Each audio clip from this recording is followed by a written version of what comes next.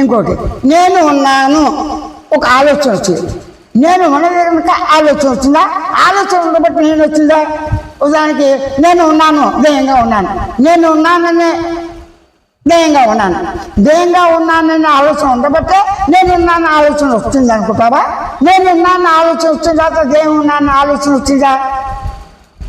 అంటే దేహం తను గుర్తించి గమనించి తెలుసుకునే లక్షణాలు లేదు కాబట్టి ఆలోచనగా ఆ దేహం ఎట్టి పరిస్థితుల్లో కూడా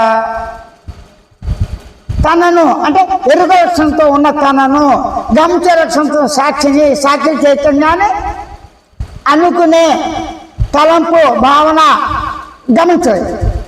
అంటే జడ పదార్థం. చూడు, నేను దేహాన్ని దేహం తను గుర్తించి గమనించి తెలుసుకోదు కదా. అప్పుడు దేహాన్ని గుర్తించి గమనించి తెలుసుకుని అనుకునేవాడు గమనించే సాక్షి చైతన్యంతో ఉన్నాడు. అప్పుడు దేహం సాక్షి చైతన్యంతో మాట్లాడుతుందా? నువ్వు సాక్షి చైతన్యాన్ని నీ దేహ చైతన్యాన్ని అంటున్నా అంది కదా. ఇక్కడ దేహం ఏంటి? జడ పదార్థం. జడ పదార్థం అంటే ఏంటి? సాక్షి చైతన్యం యొక్క సత్తా చేత ప్రేరణ కలిగి తన పనులు దాన్ని చేస్తుంది అని అనుకున్నవాడు తెలుసుకోవాలి. ఇదేం చెప్తున్నాను?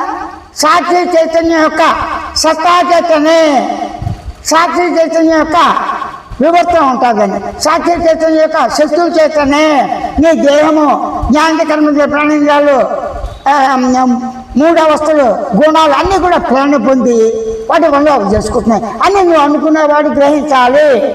అదే అనుకునేవాడు ఎలా ఉండాలి?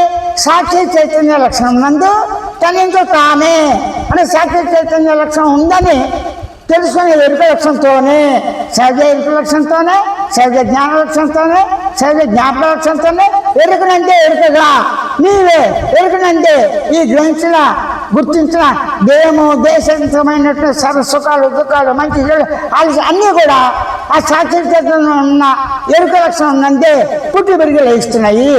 కాబట్టి నీకు ఎరుక రెండో తెలియదు.